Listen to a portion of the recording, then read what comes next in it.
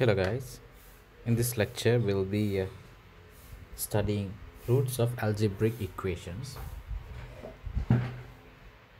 Since we are talking about complex numbers, we'll be looking at complex roots. Just like we define polynomials of x when x is a real number, you know that the polynomial would have this form, some constant and a power of x. Say I'm writing a polynomial of degree n. So we have other n minus 1, x n minus 1, other terms as well, plus dots a x plus a naught. Right? This is the general form of a polynomial of degree n in x. So in this case, when we use x, we usually mean x is a real number or a real variable. Just like for real variables, we can also define polynomials of complex variables. Polynomial of complex variables. You know that the complex variable are usually defined or represented by simple C or capital C. Just like this, we can use the same form. Instead of x, you can replace it with simple z. So a n z n, a n minus 1, z n minus 1 dot dot dot a1 z plus a0. So let me just erase this. Now this is a polynomial of a complex variable. Now this is also a complex function. Let's look at the roots here. So how do you find the roots? You find the roots by equating this function to 0. Suppose that you get a root of this function when z is w. W is also a complex number. You can see that if when we are dealing with the polynomials in real variables, if let's say x is equal to a, when x is substituted by a, if this polynomials become 0, then you know that x equal a is a root and x minus a is a factor. This is how you obtain factors using the factor theorem. When you when you substitute a value to x, if this function becomes 0, you know that x minus a is a factor. Also x equal a, so a is a root of that function. Now suppose that fw when z is replaced by w, you know that in, so instead of x z we can write wn minus 1 dot dot dot a1 w plus a naught. So this is equal to 0. This is how you obtain roots of algebraic equations. Now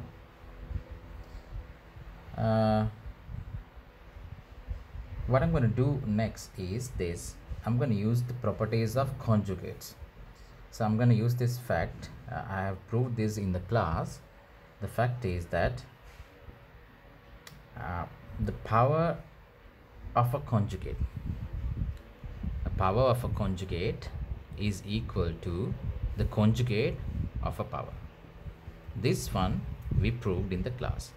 If you can remember, or you can try it in another way. Use this transformation, which is write c in polar coordinates, cos theta plus I sine theta. If you use this form for the complex number, you can easily prove this.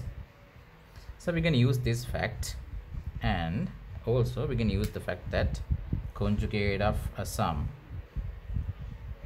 is equal to the sum of the conjugates. Right? right? This is very easy to remember. So these are the properties that you should remember. This one is specially you have to remember. Okay, what I'm going to do here is that I'm going to take the conjugate of this whole thing.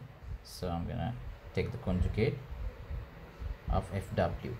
So this means an wn, the whole thing, conjugate 0 conjugate. So what is the conjugate of 0? Conjugate of 0 is again 0, so it doesn't matter, we can write it as it is. Now from these theories you know that the conjugate of a sum is equal to the sum of the conjugates.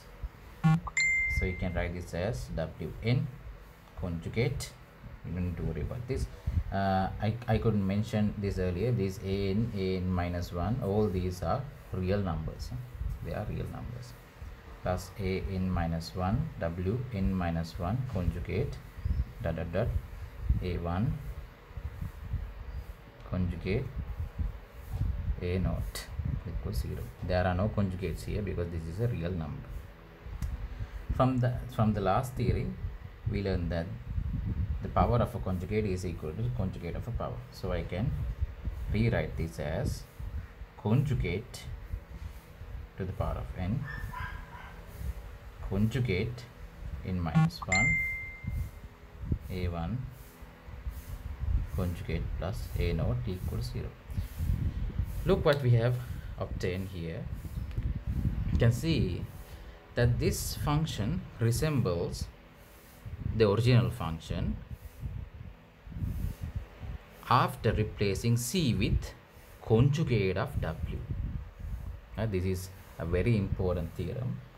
Says that if w is a root of this function, so is the conjugate of the w. You can see here that z is replaced by w. You can see here, since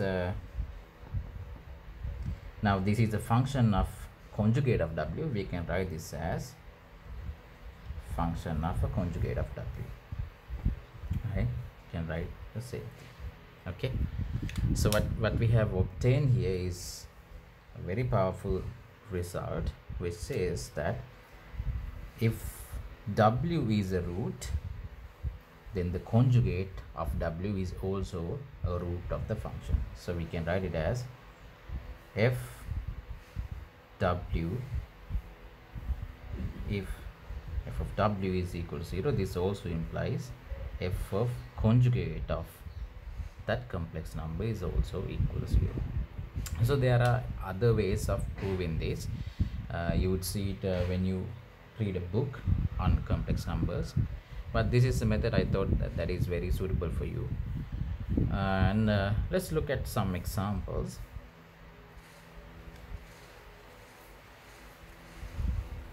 So they all come in conjugate pairs. For example, let's say the very basic example is that x squared plus 1 equal to 0. So I'm using x in this case, just don't mix this up. We generally use x to represent real numbers, but in some cases x might represent complex numbers as well. So if in the problem it says that x is a real number, then you cannot solve this. You cannot solve this, right? If they don't restrict x to only real numbers, then obviously you can solve this. How do you solve this? Take 1 to the other side, minus 1 square root plus or minus. So this means plus or minus I. So x is I or x is minus I. See, they are conjugate pairs. These are called conjugate pairs. The conjugate of I is minus I. Let's look at another example. Say x squared plus 2x plus 4 is equal to 0. Now if x is a real value, you cannot obtain roots for this. Since we are not restricting ourselves only to real roots, we can solve this by completing method, completing square method. Get plus 3 equals 0, which means x plus 1 equal to plus or minus root 3 I, right? So x is minus 1 plus or minus root 3 I. Again, the roots were x is minus 1 plus root 3 I, or x is equal to minus 1 minus root 3 I. You can see here that, let's say x1 and x2, so x1 is equal to the conjugate of x2. You can see here that these are conjugate pairs. Now in fractions they may give you one root of an equation, then they will ask you what is the other root. So in that case, you know, if the function is a complex function, then definitely the other root will be the conjugate of the given root. Okay, let's look at another example.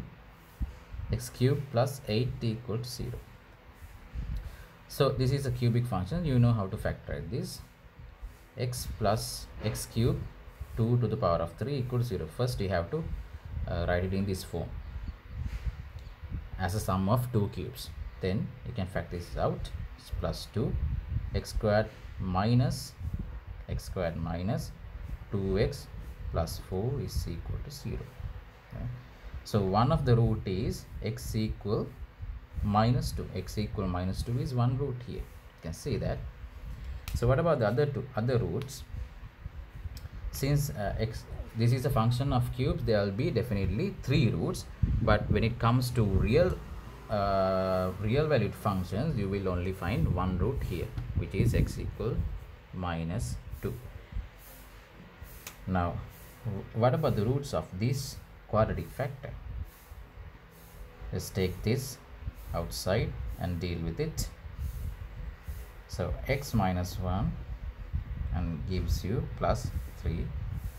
So the factors are being plus 1 or minus root 3i. Now since one factor is x equal minus 2, let's call it x1 sub 1. X sub 2 is equal to plus 1 plus root 3i, or x sub 3 is equal to 1 minus root 3i. You can see here that you have a real root plus you get two complex roots which are conjugates of each other. Okay, thank you.